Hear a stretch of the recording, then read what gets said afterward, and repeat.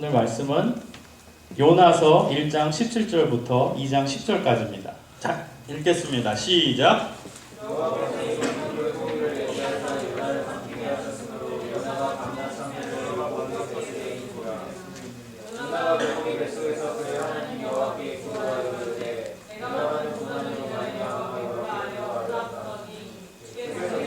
하셨고 내가 수몰의 뱃속에서 부르짖었었더니 주께서 나의 음성을 들으셨나이다.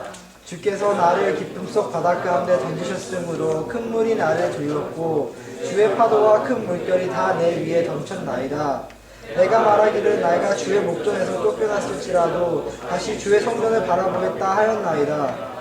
물이 나를 들렀으니 영혼까지 하였사오며 깊음이 나를 애웠고 바다가 풀이 내 머리를 쌌나이다. 내가 산의 뿌리까지 내려갔사오며 땅이 그 빗장으로 나를 오래도록 막았사오나 나의 하나님 여호와께서 주께서 내 영혼을 기렁에 던져주나이다. 내 영혼이 내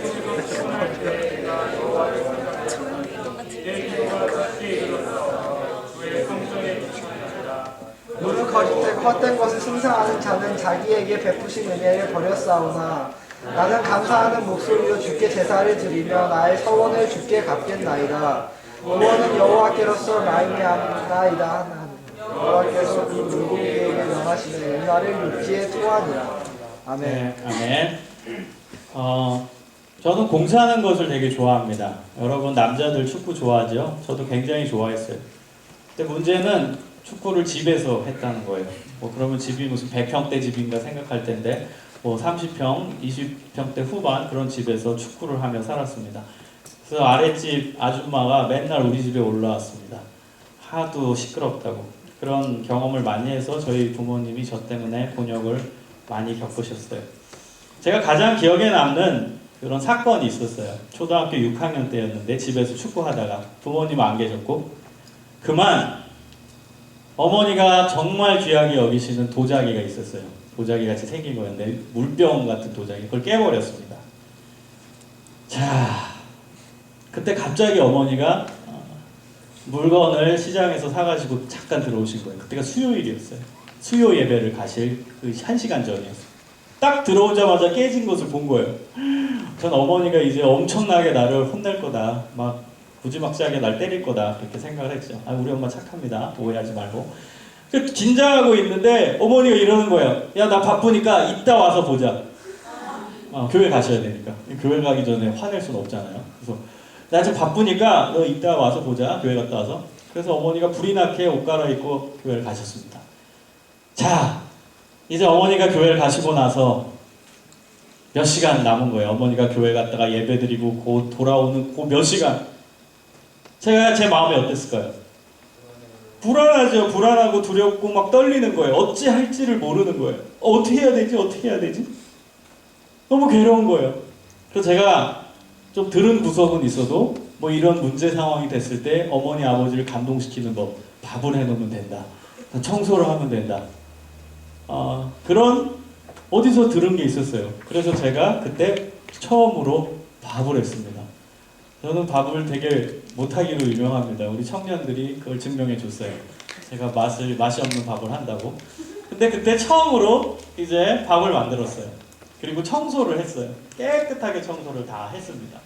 자, 이제 어머니가 오셨습니다. 아버지가 오셨습니다. 엄마가 분명히 아버지한테 고자질 했을 거라고 저는 확신했죠. 나는 이제 큰일 났다. 이거 깼다고 이제 엄마한테 혼나고 아빠한테 혼나고 그러겠다. 눈앞이 캄캄했습니다. 자, 어머니가 들어오셨습니다. 제가 뭐라고 했냐? 엄마, 여기 보세요. 깨끗하죠? 엄마 밥 해놨어요. 식사 안 하셨지? 아빠랑 같이 하세요. 갑자기 안 하던 짓을 하는 거예요. 그때 엄마 아빠가 몽둥이 들고 저를 팼을까요? 팼다면 우리 엄마 아니지. 난 가출했지. 안 팼습니다. 그러더니 그냥 화도 안 내시고 씩 웃으시면서 그냥 방으로 들어가시고 그날 참 평안했어요. 전쟁이 일어날 줄 알았는데 전쟁이 일어나지 않고 참 평안하게 그날을 지내게 되었다는 것입니다. 여러분 법정 용어 중에 집행유예라는 말이 있죠. 여러분 들어보셨을 겁니다. 이 제도는 범죄자에게 단기의 자유형을 선고했을 때 그 정상을 참작해서 일정 시간이 지난 이후에 그 형 집행을 딱 멈추게 하는 제도입니다. 그러니까 그 기간 안에 잘하면 그 죄가 없어지는 거죠. 그래서 우리나라는 조건부 유죄 판결주의를 채택하고 있어요. 그것은 집행유예 하나의 방법인데 그 집행유예 기간 동안에 잘하면 그 형이 아예 없어지는 제도입니다. 좋은 제도죠. 범죄자한테는. 그게 좀 남아가지고 어떻게 더 그게 꼬리표 달고서 그게 아니라 아예 없애주는 제도입니다. 그러면은 그 집행유예를 받은 그 범죄자는 최선을 다해 그 형이 없어질 수 있도록 노력할 거예요. 뭐 사회봉사 명령이 떨어졌으면 그 사회봉사 명령을 아주 충실히 잘 감당할 거예요. 그래서 그 죄를 없애려고 노력할 것입니다. 좀 전에 저희 어린 시절을 언급했는데 어머니께서 교회 가실 때 이따가 교회 갔다 와서 보자. 이건 집행유예입니다. 이따가 와서 보자. 그래서 나는 그 집행유예 시간 동안 열심히 청소하고 열심히 밥을 했다는 겁니다. 여러분 오늘 본문을 보면 집행유예를 선고받고 회개하는 요나의 모습이 나와요. 요나 여러분 어떤 사람인지 알죠? 요나는요 하나님이 명령했어요. 너 아수르에 니느웨라는 데로 가가지고 회개를 선포해라. 나는 니느웨의 하나님이다. 니느웨도 그 백성들도 내 백성이다. 그들이 회개할 수 있으니까 요나야 가서 회개를 전파해라. 잘못했으니까 회개하자. 그래서 하나님께 돌아가자. 선포해라. 하나님이 요나에게 명령했습니다. 근데 요나는 가고 싶었어요? 가기 싫었어요? 가기 싫었어요. 왜일까요? 약간 역사적 배경입니다. 원수였으니까. 예, 아수르의 수도가 니느웨입니다. 아수르라는 나라는 아시리아예요. 여러분 세계사에서 배운 아시리아, 철기 문명. 그 아시리아 나라는 그 당시에 강대했던 나라인데 너무나 사악하고 나쁜 나라였어요. 이스라엘과의 관계 속에서 보면 아수르가 이스라엘을 침공해서 계속 괴롭혔어요. 결국 BC 721년경에 아수르에 의해서 북이스라엘이 망하죠. 계속 괴롭혔던 나라가 아시리아였어요. 그러니까 유대인, 이스라엘이 요나의 관점에서 봤을 때는 억울한 거예요. 아니 저렇게 나쁜 나라를 심판해야지 어떻게 하나님이 가가지고 회개를 선포하라고 하시냐. 그러면 그들이 회개해서 하나님께 돌아오면 벌 안 받을 거 아니야. 그러니까 요나가 생각하기에 뚜껑이 열린 거예요. 아니 하나님은 정의로운 분이 그 나쁜 악한 사악한 나라에 가서 하나님의 메시지를 전하라 하시네. 나 못 가. 그래가지고 요나가 니느웨로 가지 않고 어디로 가죠? 다시스라는 곳으로 가기 위해 배를 탑니다. 완전 반대편이에요. 완전 반대편. 동서남북 이걸 보면은요 반대편에 있는 도시였어요. 그 다시스라는 곳으로 배를 타고 가기 시작합니다. 자, 그 이후에 일어난 일은 여러분이 알고 있어요. 천둥 번개가 치고 물결이 요동하면서 난리가 난 거예요. 그때 배에 누가 자고 있었어요? 요나가 쿨쿨 잠을 자고 있었어요. 언제 다시스로 갈까? 다시스에 도착했나? 눈을 떴는데 엄청난 광풍이 이는 거예요. 그리고 선장이 요나를 데리고 다 깨웁니다. 사람들 자고 있는 사람 다 깨우고 짐을 물가에 다 버리라고요. 배를 가볍게 해가지고 침몰하지 않게. 그래가지고 선장이 뭐 별의별 노력을 다 합니다. 물도 빼고 들어온 물도 빼내고 물건을 다 던져서 버리게 하고 그래서 침몰하지 않게끔 가진 노력을 하나 침몰할 위기에 놓인 거예요. 그때 이 선장이 어떤 얘기를 하는 줄 아세요? 이 중에 죄 있는 사람이 있다. 결과에는 원인이 있다. 이거예요. 그 배는 분명히 이스라엘 주인이 탔을 거예요. 이스라엘 선장. 왜냐하면 이것은 이스라엘 사람들이 갖고 있었던 신앙이었어요. 죄가 있기 때문에 안 좋은 결과가 있다. 이게 이스라엘 사람들이 믿고 있었던 인과응보 사상이에요. 뭐 우리 문화권에서도 있지만 이스라엘 사람들 특히 구약적 요소는 죄가 있으면 벌을 받는다. 그 도식을 가지고 살았어요. 죄가 있기 때문에 나쁜 결과가 온다. 그렇기 때문에 좋은 결과가 오려면 죄를 없애야 된다. 이것이 이스라엘 사람들이 지금도 붙잡고 있는 중요한 신앙의 요소입니다. 그러니까 선장이 얘기하는 거예요. 이렇게 광풍이 치는 건 분명히 이 안에 죄 있는 사람이 탔기 때문이다. 그 사람 없애버리면 분명히 잔잔해질 거라 그렇게 생각을 했어요. 그래서 어떻게 하죠? 제비를 뽑죠. 누가 여기서 죄 지은 사람인가? 누가 여기서 잘못한 사람인가? 그 사람을 바다에 빠뜨리게 하자. 그럼 잔잔해질 거다. 지혜로웠죠. 솔직히 선장이 지혜로운 사람이었어요. 그래서 제비를 뽑았습니다. 누가 뽑혔죠? 요나. 요나가 뽑혔습니다. 근데 요나가 잘했던 점이 뭐예요? 핑계를 안 댔어요. 내가 안 했어. 내가 죄 안 졌거든. 이 괜한 사람 잡네. 이 말이 돼? 내가 이 바다에 풍덩 빠지라고? 그러니까 여러분, 우리는 결과를 알기 때문에 너무나 시시하게 보이지만 여러분이 물에 빠지기 전 요나라고 생각해 보세요. 두려웠겠어요? 아니면은 괜찮았겠어요? 두려웠죠. 왜요? 죽는 거예요. 물고기가 와서 자기를 상상도 못해요. 그럼 우리 결과를 알기 때문에 그렇게 가정을 하고 보는 거지. 요나의 물에 빠지기 전 요나의 심정으로 우리가 들어가 보면은 요나는 지금 삶의 의욕을 버린 거예요. 그 시퍼런 물가에 몸을 던지면 당연히 죽는 거예요. 그래서 요나는 죽기로 생각한 거예요, 벌써. 나 이제 죄 지었으니까, 하나님 말씀 어기고 도망갔으니까, 아이고, 죽어야지 뭐. 그래, 죽겠다. 순수히 죽음을 받아들인 거예요, 요나. 순수히. 죽겠다는 거예요. 그래서 결국 물에 빠졌죠. 하나님, 이제 전 죽습니다. 죄송합니다. 제가 잘못했습니다. 제 영혼을 받아주세요. 하고 물에 딱 빠졌어요. 요나 죽었어요? 아니요. 안 죽었어요. 1장 17절을 보니까 여호와께서 이미 큰 물고기를 예비하사 요나를 삼키게 하셨으므로 요나가 3일 3야를 물고기 배에 있으니라. 그래서 또 심심한 학자들이 연구한 거예요. 이 물고기가 뭐냐? 이 물고기가 어떤 물고기가 사람을 이렇게 먹을 수 있냐? 이게 진짜냐 아니냐 할 일 없는 학자들이 또 연구를 합니다. 그래서 지중해 지역에 살고 있는 백상아리라는 큰 물고기가 있다고 합니다. 상어과에. 근데 그 물고기에는 사람이 살 수 있는 공기가 불에 안에 있다는 거예요. 그래서 삼켜서 그쪽에 들어가서 요나가 살았을 거다. 이렇게 결론을 짓습니다. 이건 그냥 번외로 여러분 한번은 참고로 알아두세요. 그래서 요나는 물고기 못 속에 딱 들어간 거예요. 이제 여러분이 요나가 됐어요. 눈을 떠봤어요. 여기가 어디요? 지옥이요? 천국이요? 어디예요? 이상한 냄새가 나요. 막 해초가 막 놓여있고 냄새 막 비린내 나고 그 상황. 여러분 거기가 아늑했겠어요? 상상해보세요. 여러분 생선 비린내가 얼마나 괴롭습니까? 그 생선 비린내 속으로 들어간 건데 토가 나왔을 거예요. 그 괴로웠을 거예요. 너무나 힘들었을 거예요.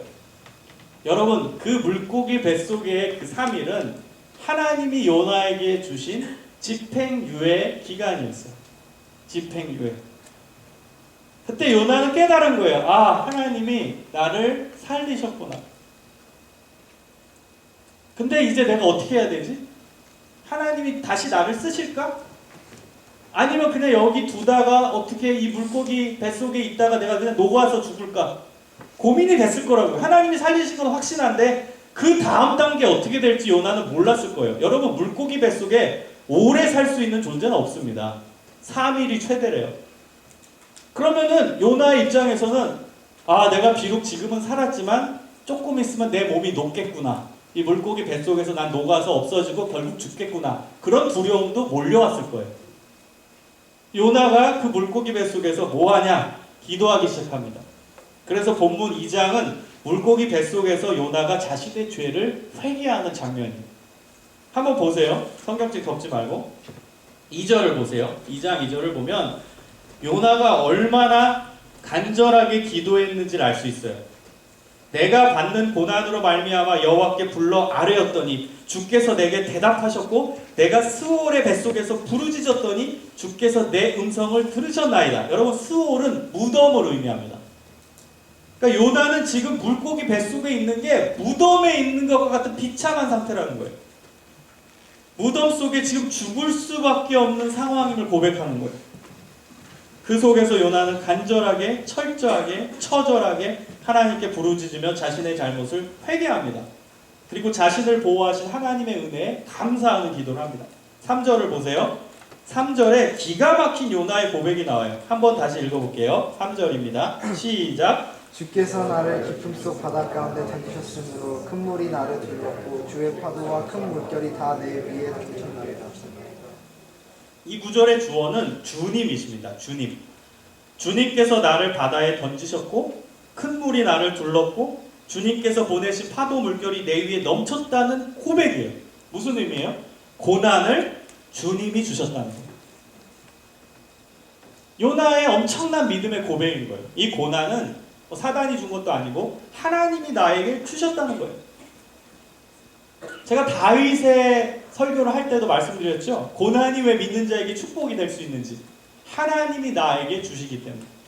그래서 그것이 축복이 될 수 있는 그런 하나의 모티브가 되는 거예요. 꿈의 사람 요셉도 자신을 이집트에 팔아넘긴 원수 같은 형들 앞에서 어떤 고백을 하냐면 창세기 45장 5절에 이렇게 고백합니다. 당신들이 나를 이곳에 팔았다고 해서 근심하지 마소서, 한탄하지 마소서. 하나님이 생명을 구원하시려고 나를 당신들보다 먼저 보냈습니다. 이 믿음의 고백이에요. 즉 요셉이 지금 이집트에 팔려가서 가진 고난을 다 당했는데 감옥에까지 깜빵에까지 떨어졌었는데 그것이 형들이 계획한 게 아니라 하나님이 미리 계획하시고 이런 일이 일어났다는 거예요. 그러니까 나는 형들을 원망하지 않는다는 거예요. 형들이 주어가 아니라 하나님이 주어였다는 거예요. 하나님이 나에게 이런 고난을 주셨다는 거예요. 여러분, 저는 어렸을 때 저희 어머니가 이해가 안 갔어요. 저희 집에 친구들이 많이 놀러 왔거든요. 근데 이제 친구가 와가지고 어머니가 밥을 차려줘요. 그럼 내 친구는 밥을 다 흘려. 근데 안 혼내. 잘했다는 거예요. 근데 나는 밥을 조금만 흘려도 엄청 혼나는 거예요. 여러분도 그런 경험이 있을 거예요. 왜 옆집에는 엄마가 혼내지 않을까? 아멘이래. 왜 옆집에는 잘못했는데도 왜 우리 엄마는 안 혼낼까? 옆집 애가 성적이 떨어졌는데 왜 안 혼낼까? 내 아이가 아니기 때문에 그래요. 내 아이가 아니기 때문에. 우리 하나님도 마찬가지예요. 여러분, 우리가 잘못하면 우리는 하나님의 자녀거든요. 사랑받는 자녀니까 혼내시는 거예요. 제가 아까 여러분에게 잔소리한 것도 제가 영적인 아비로서 여러분을 사랑하니까 잔소리도 하는 거예요. 하나님은 우리를 사랑하시니까 잘못했을 때 깨달으라고 깨달음의 기간을 주시고 고난도 주시는 거예요. 여러분, 그때 돌이키면 되는 겁니다. 여러분, 고난은 하나님의 훈련으로서 주시는 경우도 있지만 내가 잘못했기 때문에 하나님이 깨우쳐주기 위해 주시는 부분도 있습니다. 그 균형감 있게 여러분이 잘 분석하셔야 돼요. 그냥 단순하게 나는 다 잘했는데 그냥 하나님이 그냥 주셨다. 그래서 나는 그게 축복이다. 그렇게 너무 쉽게 생각하면 안 돼요. 내가 잘못해서 고난이 오기도 합니다. 하나님의 벌로서. 그러니까 그거를 정확하게 체크해 볼 수 있어야 된다는 거예요. 요나처럼 잘못했기 때문에 그 고난, 물고기 뱃속에서의 고난이 올 수 있다는 거예요. 전도서 7장 14절에 이런 구절이 나옵니다. 여러분, 이 구절 꼭 기억했으면 좋겠어요. 전도서 7장 14절. 형통한 날에는 기뻐하고 곤고한 날에는 생각하라. 여기서 곤고한 날은 고난의 날을 의미합니다. 고난. 그러니까 형통한 날, 좋은 날에는 기뻐하래요. 당연한 거죠. 근데 고난이 왔을 때는 생각하래. 슬퍼하는 게 아니라 생각하래. 여러분, 고난이 오면 원망하는 게 아니라 깊이 있게 묵상하고 생각하는 시간입니다. 심사숙고하면서 성찰하는 거예요. 고난의 날이 찾아왔을 때 그냥 믿지 않는 자처럼 원망과 불평 속에 사는 게 아니라 계속 진지하게 더 냉철하게 생각하는 거예요. 나의 책임은 없는가? 나의 부족함은 없었는가? 생각하세요. 하나님께서는 고난을 통해 나의 부족함을 깨닫고 더 나은 사람이 되게끔 원하십니다. 이게 첫 번째예요. 고난에 대처하는 자세. 왜 고난이 일어나는지 생각하세요. 왜 고난이 일어나는지. 두 번째, 내 신앙 상태는 어떠한지 생각해 보세요. 나는 요즘 신앙생활을 잘하고 있었는가? 요즘 내 인생에서 하나님 없는 생활을 한 것은 아닌가? 생각하세요. 하나님께서는 고난을 통해 하나님께 더 가까이 나아가서 하나님과 동행하는 사람이 되게끔 만드십니다. 이게 고난을 주신 의도예요. 다음 세 번째, 뭘 생각하냐? 지금까지 인도해 주신 하나님의 은혜를 생각하세요. 내 인생에도 좋은 날이 많았지. 그래도 하나님께서 인도해 주셔서 여기까지 왔잖아. 예전 고비 때도 하나님 인도해 주셨지. 또 좀 있으면 이 고난 하나님이 또 없어지게 하시지. 자기 인생을 돌아보면서 생각하십시오. 하나님께서는 고난을 통해 작은 일에 감사하고 기뻐할 수 있는 사람이 되게끔 만드십니다. 아멘. 여러분 이 세 가지 꼭 기억하세요. 어려움이 왔을 때 첫 번째 뭐요? 왜 고난이 일어나는지 생각하세요. 왜? 왜? 두 번째, 내 신앙 상태는 어떤지 생각하세요. 세 번째, 지금까지 인도해 주신 하나님의 은혜를 생각하세요. 그럼 고난은 지나가게 돼 있습니다. 요나가 잘한 것은 고난의 의미를 정확히 해석했다는 거예요. 자신이 하나님의 뜻을 어겼기 때문에 하나님께서 나를 바다에 던지게 하셨고 큰 물결이 일어나서 지금 자신이 이 무덤과 같은 물고기 뱃속에 있다는 거예요. 그리고 고난의 의미를 깨달았을 때 간절히 부르짖으면서 하나님께 철저한 회개를 했다는 거예요. 요나는 자기 자신을 돌아보며 철저하게 회개 기도를 하고 나서 그리고 나서 하나님의 뜻을 깨닫게 돼요. 그리고 하나님의 은혜만 사모하고 하나님만 믿는 믿음으로 살아가겠다는 결단까지 합니다. 그래서 여러분 집에 가서 이 요나서 2장을 묵상을 해보세요. 이건 기도입니다. 2장 전체가 기도예요. 엄청난 기도. 회개의 기도가 들어가 있고 결단의 기도가 들어가 있습니다. 4절부터 9절 한번 보세요. 이게 결단의 기도예요. 회개하고 나서 이 결단입니다. 제가 쉽게 해설해서 읽어드릴게요. 여러분이 가지고 있는 성경을 보세요. 저는 여러분에게 해설해서 드릴게요. 쉽게 설명해서 알려드릴게요. 하나님, 저를 버리지 마옵소서. 다시 하나님만 바라보겠습니다. 제가 물속에 빠져서 제 영혼까지 죽을 뻔하였고 바다 풀이 나를 휘감았습니다. 산 아래까지 내려간 것 같았고 땅속에 들어가 나오지 못하는 것 같이 죽을 뻔하였습니다. 그러나 하나님께서 제 생명을 구원하여 주셨습니다. 주님, 저의 기도를 들어주세요. 하나님을 제대로 믿지 않는 자는 고난이 왔을 때 지금까지 베풀어 주시는 하나님의 은혜를 잊고 하나님을 떠났으나 저는 하나님께서 베풀어 주신 큰 은혜에 감사하며 하나님께 예배하고 하나님께서 명령하신 것을 지키며 하나님의 뜻에 온전히 순종하겠습니다. 이게 4절부터 9절까지의 해설이에요. 쉽게 번역해서 제가 여러분에게 알려드릴 거예요. 회개와 결단이 들어가 있습니다. 사랑하는 우리 청년 여러분, 고난의 의미를 깨닫고 하나님께 간절히 회개 기도를 하세요. 아멘. 그러면 하나님은 다시 받아주십니다. 그 여러분 결단하세요. 하나님, 제가 더 잘할게요. 더 하나님께 순종하는 삶을 살겠습니다.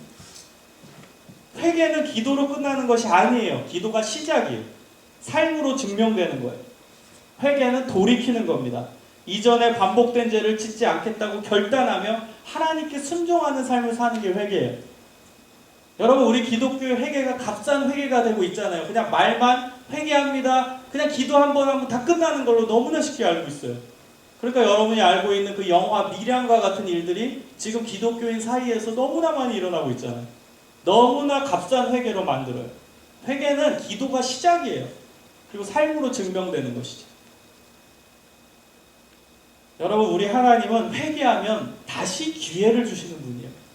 이것이 축복이고 이것이 놀라운 하나님의 사랑이에요. 밧세바와의 관계에서 살인죄, 간음죄 같은 성경에 나오는 가장 나쁜 죄를 지었던 인간, 우리가 2주 전에 봤던 다윗입니다.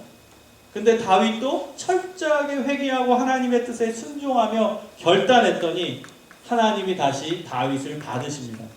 그 여러분, 하나님이 다윗에게 내렸던 칭호가 뭔지 아세요? 하나님이 다윗을 뭐라고 부르셨는지? 내 마음에 합한 자. 와, 이게 어떻게 가능합니까? 그 나쁜 짓을 저지른 인간한테 하나님이 내 마음에 합한 자래. 회개하기 때문에, 철저하게 하나님께 회개하고 돌이켰기 때문에 하나님이 다윗을 다시 인정하시고 세워주는 거예요. 그리고 우리 인간의 생각으로는 절대 이해가 안 되는 게 하나가 있어요. 제가 이해 안 가는 거.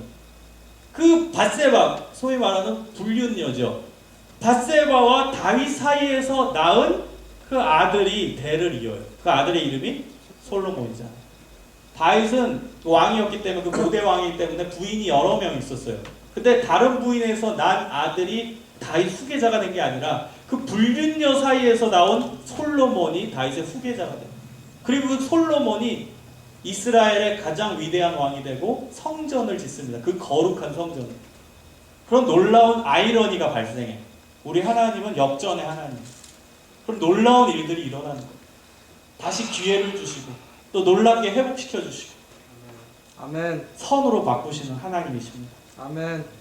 여러분 성경의 인물들은 다 그렇게 역전당했어요. 잘못을 저질러서 거기서 끝났다가 아니라 다시 회개해서 돌이켜서 결단했더니 하나님이 다시금 힘을 주시고 새로운 힘을 주시고 다시 일어났다는 거예요. 삼손은 어때요? 삼손도 큰 죄를 저지르죠. 너무나 나쁜 짓을 저지르잖아요. 삼손의 그 대적은 누구였어요? 블레셋이라는 나라였어요. 하나님은 블레셋과 싸우라고 삼손을 세웠어요. 근데 삼손은 블레셋 여인에게 유혹이 됩니다. 그것도 한 번도 아니고 3번. 우리가 아는 들릴라는 3번째 여자예요. 그 전에 유혹이 벌써 왔어요. 근데 그 2명, 데릴라 이전 2명도 다 블레셋 출신 여자였어요. 이게 말이 됩니까? 하나님 블레셋과 싸우라고 자기신을 하나님의 종으로 세웠는데 블레셋 여자에게 눈이 돌아가는 거예요. 삼손은. 하나님이 3번 기회를 주셨는데 첫 번째 여자가 유혹해서 그래가지고 또 넘어갔어요. 근데 하나님 봐준 거죠. 2번째 여자가 왔어요. 블레셋 여자. 또 넘어갔어요. 또 봐줬어요. 하나님. 3번째, 3번이. 데릴라에서 완전히 하나님도 벌을 딱 내리는 거예요. 넌 안 되겠다. 3번 기회를 줬는데도 돌이키지 않는 거예요. 그래서 삼손이 힘을 다 잃고 비참한 신세가 되잖아요. 그래서 블레셋 사람들이 믿고 있었던 다곤, 가짜신, 그 우상의 그 절하고 또 거기 안에서 감옥에서 맷돌 돌리는 그런 비참한 신세가 돼요. 2 눈은 뽑히고. 얼마나 비참합니까? 여러분이 삼손의 입장이 돼보세요. 그럼 끝났겠죠? 내 인생 끝났고 하나님께도 버림받고 나는 도저히 이제는 회복 불가능하겠네. 그럴 수 있잖아요. 근데 삼손이 잘했던 점이 뭐예요? 그 감옥에서 해결합니다. 2 눈 다 뽑히고 맷돌 돌리는 비참한 동물과 같은 시세가 됐을 때 하나님께 철저히 회개합니다. 하나님 잘못했습니다. 제가 잘못했습니다. 하나님 살려주십시오. 그 감옥이 집행유예 기간이었어요. 하나님 살려주십시오. 그때 성경은 뭐라고 기록하는 줄 아세요? 삼손의 머리카락이 다시 자라기 시작하니라. 삼손의 힘의 근원은 머리카락이었잖아요. 근데 성경에 그렇게 나와요. 그 감옥에서 다시 머리카락이 자라기 시작합니다. 그걸 신앙적 의미로 해석하면 뭔지 아세요? 하나님이 다시금 삼손을 회복시키시며 다시금 힘을 주시기 시작했다. 다시 삼손과 함께 하시기 시작했다. 이 의미예요.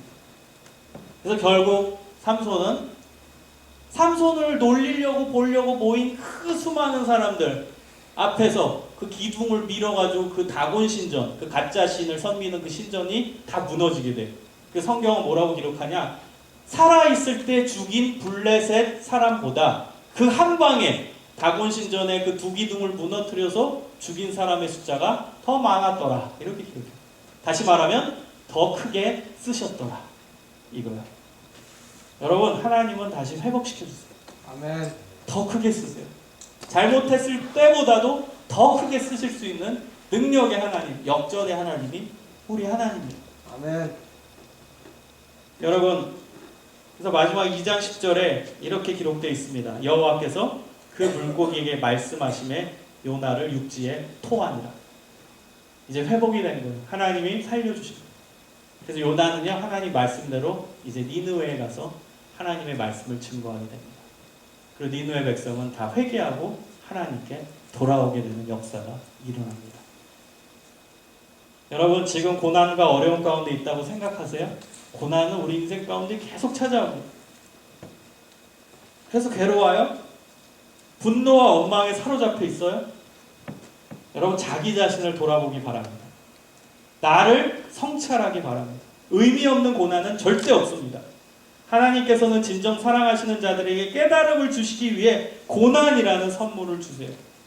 고난이라는 테스트를 시행하십니다. 그래서 여러분, 고난이 왔을 때 나를 돌아보며 회개 기도하세요. 나의 부족함을 내려놓으세요. 회개는 하면 할수록 좋아요. 우린 다 불완전해요. 완벽할 수가 없어요. 문제가 있어요. 회개하세요. 욥도요, 고난이 왔을 때 자기는 아무 문제 없다고 생각했어요. 재수 없는 고난이라고 생각했어요. 나는 착한데, 나는 아무 잘못도 없는데 고난이 왔다고 착각했어요. 하나님이 뭐라고 하신 줄 아세요? 욥, 너가 잘못했다. 너는 하나님을 원망해. 욥이 뭘 잘못했어요? 욥은 그냥 고난을 받은 건데. 근데 하나님은 욥을 잘못했다고 얘기하세요. 그래서 하나님이 가르쳐주고 나서 욥기 42장 3절 6절에 욥이 뭐라고 고백하냐. 이 마지막 부분이에요. 욥기 마지막 부분. 뭐라고 고백하냐? 나는 깨닫지 못한 일을 말하였고 스스로 알 수 없고 헤아리기도 어려운 일을 말하였나이다. 그러므로 내가 스스로 거두어드리고 티끌과 재 가운데서 회개하나이다. 욥이 회개래요. 욥이 하나님 만나기 전에는 자기가 뭘 잘못했는지 몰랐어요. 그래서 하나님 나와보라고 따져요. 내가 뭘 잘못했습니까? 하나님 나와 결판을 해봅시다. 내가 뭘 잘못했는지 좀 따져봅시다. 얘기해봅시다. 그게 욥이었어요. 고난 중에 계속 하나님 원망해요. 여러분, 욥은 절대로 고난을 그냥 받아들이고 감사했던 사람이 아니에요. 그건 우리가 알고 있는 욥기 1, 2장일 뿐이에요. 3장으로 넘어가면 욥도 우리가 똑같아져요. 하나님 원망하고 불평하고 내가 뭘 잘못했냐고 따지고 하나님께. 그리고 하나님이 나타나서 너 잘못했다 얘기하니까 욥이 42장에 회개합니다. 깨달은 거예요. 인간은 완전할 수 없지. 내가 고난 중에 하나님 원망했지. 불평했지. 고난이 왜 오냐고 원망했지. 알 수도 없는 거 가지고 내가 하나님을 따지고 헤아리고 했지. 그걸 회개합니다. 철저히 회개하는 사람으로 바뀌자 하나님이 다시 큰 은혜와 축복을 주시는 겁니다. 여러분, 고난은 믿는 자와 믿지 않는 자가 다 찾아와요. 그러나 중요한 건 대응하는 자세는 달라야 돼요. 해석이 달라야 돼요. 믿지 않는 자는 고난을 다 재수없다고 여겨요. 빨리 지나가길 원해요. 근데 믿는 자는요, 그냥 단순히 빨리 지나가길 원하면 안 돼요. 왜 왔는지를 찾아야 돼요. 그 의미를 찾아야 돼요. 그때 고난이 축복이 되고 그 축복 때문에 여러분이 하나님과 더 가까이 갈 수 있는 기회가 되는 겁니다. 아멘. 자, 고난 속에 좌절하지 말고 고난을 통해 승리하는 저와 여러분이 되시길 주님의 이름으로 축원합니다. 아멘. 우리 함께 기도하겠습니다.